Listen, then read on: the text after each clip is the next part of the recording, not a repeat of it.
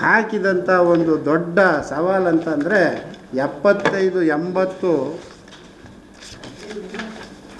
ನೌಕರರನ್ನ ನೀವು ಲೆಕ್ಚರರ್ಸ್ನ ತಗೊಂಡಿದ್ದೀರಾ.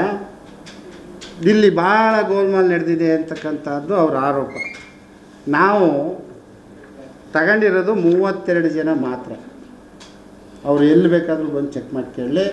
ಇದು ಗೌರ್ಮೆಂಟಿನ SFR ಅಂತಕ್ಕಂಥದ್ದು ಸ್ಟೂಡೆಂಟ್ ಫ್ಯಾಕಲ್ಟಿ ರೇಷಿಯೋ ಏನಿದೆ, ಇದು ಸೆಂಟ್ರಲ್ ಗೌರ್ಮೆಂಟಿನ ಒಂದು ನಾಮ್ಸ್ ಪ್ರಕಾರ 25 ಮಕ್ಕಳಿಗೆ ಒಬ್ಬ ಟೀಚರ್ ಬೇಕು. ಸೊ ನಮಗೆ 180 ಕಂಪ್ಯೂಟರ್ ಸೀಟ್ ಇಂಟೆಕ್ ಜಾಸ್ತಿ ಆಯಿತು. 3 ಹೊಸ ಕೋರ್ಸ್ಗಳಾಯಿತು.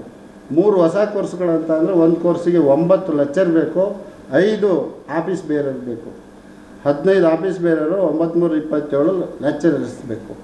ಸೊ 180 ಕಂಪ್ಯೂಟರ್ ಸೈನ್ಸಿನ ಫ್ಯಾಕಲ್ಟಿಗಳಿಗೆ 25 ಮಕ್ಕಳಿಗೆ 1 ಲೆಕ್ಚರರ್ ಬೇಕು.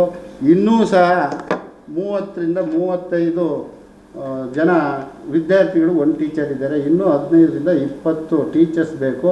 ಈ ಕೋರ್ಟಿನ ಒಂದು ಇದರಿಂದ ನಾವು ತಗೊಳ್ಳಿಕ್ಕಾಗಿಲ್ಲ. ಆ ಮಕ್ಕಳಿಗೆ ನಾವು ಅನ್ಯಾಯ ಮಾಡ್ತಿದ್ದೀವಿ ಅಂತಕ್ಕಂಥದ್ದು ನಮ್ಮ ಭಾವನೆ.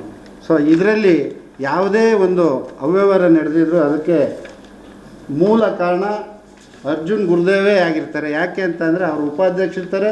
ಪ್ರತಿ ಒಂದು ಕಮಿಟಿನಲ್ಲೂ ಅವರು ಆನ್ಲೈನ್ ಮುಖಾಂತರ ಇರ್ಬೋದು, ವೈಯಕ್ತಿಕವಾಗಿರ್ಬೋದು, ಅವ್ರು ಬಂದು ಸ್ಕೂಟ್ನಿ ಮಾಡಿ. ಯಾಕೆ ಅಂತಂದರೆ ಆಡಳಿತ ಮಂಡಳಿಯವರಿಗೆ ಯಾವುದೇ ಮಾರ್ಕ್ಸ್ ಹಾಕ್ತಕ್ಕಂಥ ಹಕ್ಕು ಇರೋದಿಲ್ಲ.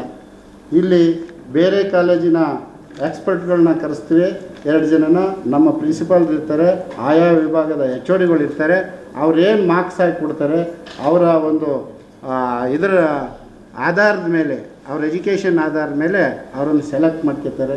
ಇದು ಸಹ ಸುಳ್ಳು ಆಪಾದನೆ. ಆ ಆಪಾದನೆಗೆ ನಮ್ಮ ವಿರೋಧ ಇರ್ತದೆ.